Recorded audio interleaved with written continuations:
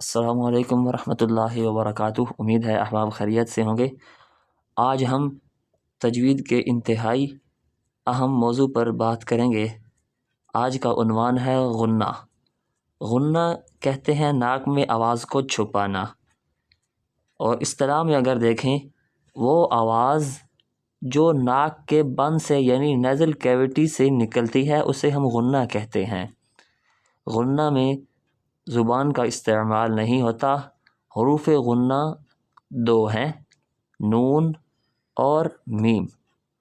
نون مشدد بھی ہو سکتا ہے، نون ساکن و تنوین بھی ہو سکتا ہے، اسی طرح میم مشدد بھی ہو سکتا ہے اور میم ساکن بھی ہو سکتا ہے۔ اسی طرح غنہ کی مقدار ایک الف ہے۔ غنہ کو ہم ایک ہی الف کے برابر کریں گے، اس سے زیادہ غنہ کی مقدار نہیں ہے۔ آج ہم نون ساکن و تنوین پر بات کریں گے۔ نون ساکن وہ نون جس پر جزم ہو، جیسے میم، نون زبر من، یہ نون کے اوپر جزم ہے، یہ نون ساکن ہے۔ اور تنوین، حقیقت میں تنوین بھی نون ساکن ہی ہوتا ہے۔ جیسے آپ دیکھیں با نون زیر بن اور با دو زیر بن، با نون زیر بھی بن ہے اور با دو زیر بھی بن ہے۔ حقیقت میں تنوین بھی نون ساکن ہی ہوتا ہے، بات ایک ہی ہے۔ اسی طرح آگے دیکھیں، نون ساکن و تنوین کے چار احوال ہیں۔ اٹ ہیز فور کنڈیشنز، یعنی نون ساکن و تنوین کی چار حالتیں ہیں جن میں ہم دیکھیں گے کہ غنہ کرنا ہے یا نہیں کرنا۔ سب سے پہلا اظہار، نمبر دو ادغام، نمبر تین اقلاب اور نمبر چار اخفاء۔ اب ان کو تفصیل سے زیر بحث لاتے ہیں۔ نون ساکن و تنوین کی پہلی حالت ہے اظہار، یعنی کلیئر پروننسیشن۔ اس کے معنی خوب ظاہر کرنا، یعنی اس کا قاعدہ دیکھیں، نون ساکن و تنوین کے بعد حروف حلقی جو حلق سے ادا ہوتے ہیں کہ 6 حروف، یعنی حمزہ، ہا، عین، ح، غین، خا، ان 6 حروف میں سے کوئی ایک حرف آ جائے تو غنہ نہیں کریں گے بلکہ خوب ظاہر کر کے پڑھیں گے۔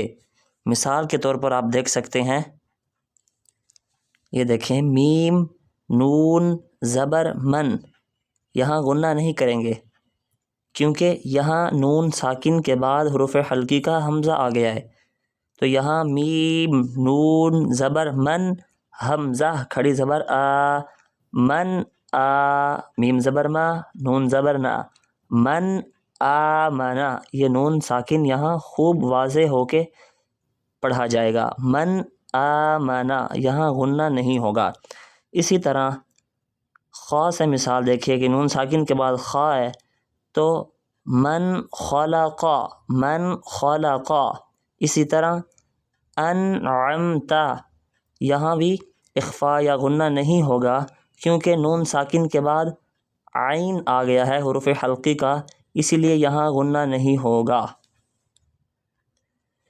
نون ساکن و تنوین کی دوسری حالت ادغام ہے، یعنی مرجنگ، دوسرے حرف کے ساتھ ایک حرف کا مرج ہونا۔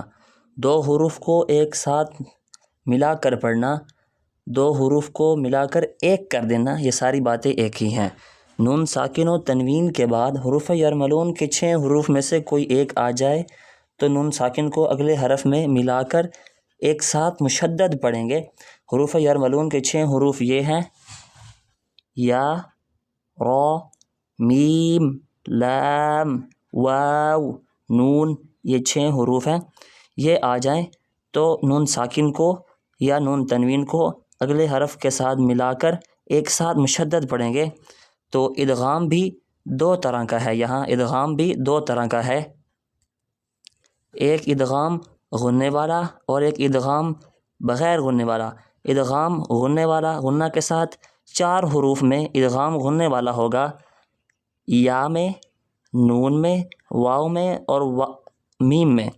یا، نون، میم اور واو، ان 4 حروف میں یعنی نون ساکن اور تنوین کے بعد یہ 4 حروف ہوں گے تو ادغام غننے والا ہوگا۔ جیسے یہ میں یقول ہے، میم نون یا زبر، میں، نون کا یا میں ادغام ہو رہا ہے، نون کی آواز بالکل ختم نہیں ہوگی، کچھ تھوڑی سی آواز باقی ہے، تو یہاں غنہ ادغام کریں گے غننے والا، میم نون یا زبر، میم نون یا زبر، میں، یا زبر یا، میں یا، قاف واو پیش قو، لام پیش لو، میں یقولو، ٹھیک ہے، میں یقولو۔ اگر یہاں واو کو دیکھیں تو میو والن، میو والن۔ اور ادغام بغیر غننے والا لام اور را یعنی نون ساکن اور تنوین کے بعد اگر لام اور را آئیں گے تو ادغام بغیر غننے والا ہوگا۔ جیسے دیکھیں میم، نون، نون ساکن کے بعد را ہے تو یہاں نون بالکل ختم کر دیں گے، میم نون کا، را میں تو ادغام تو ہو رہا ہے لیکن یہاں پر نون کی آواز بالکل ختم کر دیں گے، میم نون زیر من، را با زبر رب، اب من رب نہیں ہوگا، مر رب، مر رب، با زیر بی، مر ربی، کاف زبر کا، مر ربی کا، یعنی میم نون، نون ساکن کے بعد یرملون کا را آیا ہے، را کے آنے کی وجہ سے نون کی آواز اور نون بالکل ختم ہو جائے گا، تو نون کا را میں ادغام تو ہو رہا ہے لیکن ہم نون کو درمیان سے ختم کر کے ادغام ہونے کی وجہ سے میم کے بعد فوراً را پڑھ دیں گے، یعنی میم کو را سے ملا دیں گے، مر ربک۔ اسی طرح لام کی مثال دیکھیں تو یہ من لدنہ نہیں ہے، من لدنہ، من لدنہ، نون حروف یرملون کے لام آنے کی وجہ سے نون ساکن جو ہے وہ ختم ہو جائے گا، من لدنہ۔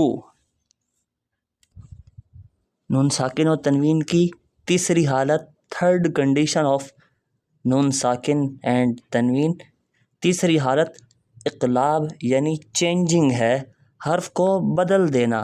بدلیں گے اس طرح کہ نون ساکن و تنوین کے بعد اگر حرف با آ جائے، الف با، با حرف آ جائے تو میم کی آواز میں بدل کر غنہ کریں گے۔ اس کو یوں سمجھیں کہ میم نون زیر من، آگے با آ گیا تو قرآن کریم کے اندر جہاں ایسی حالت بن جائے وہاں پہ چھوٹا سا نون کے اوپر میم لکھا ہوتا ہے تو یہاں نون کو نہیں بلکہ میم کو پڑھیں گے، یعنی نون ساکن کے بعد با آنے کی وجہ سے ہم یہاں نون کی جگہ میم کو پڑھیں گے، تو میم، میم زیر میم، با عین زبر با، میم با، دال زیر دی، میم بعدی۔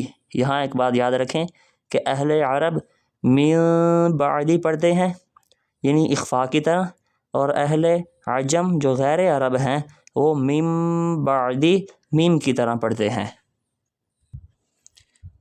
نون ساکن و تنوین کی چوتھی کنڈیشن اخفا یعنی ہائڈنگ، چھپانا، یہ ہے نون ساکن و تنوین کے بعد حروف حلقی کے 6 حروف یعنی حمزہ، ہا، عین، حا، غین، خا، یہ یرملون کے 6 حروف یعنی یا، را، میم، لام، واو، نون، 6 اور 6 12، اور